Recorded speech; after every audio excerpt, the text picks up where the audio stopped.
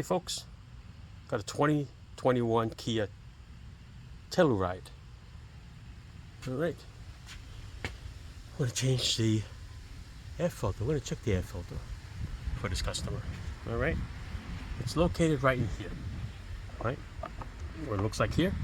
Just pull this panel off. Usually a couple of lock tabs on each side.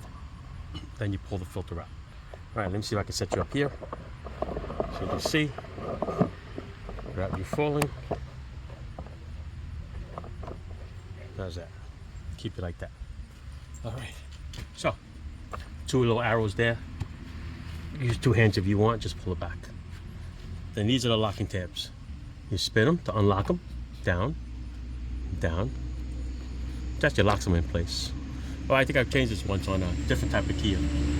Depending on the replacement filter, sometimes the locks are going to be different. It won't be like this.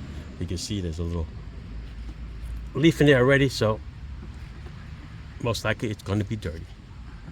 Yes, it is. There she is. All right, open it up.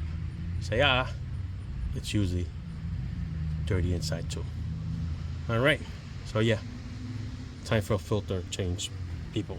Look at that. All right, let's just get this out of here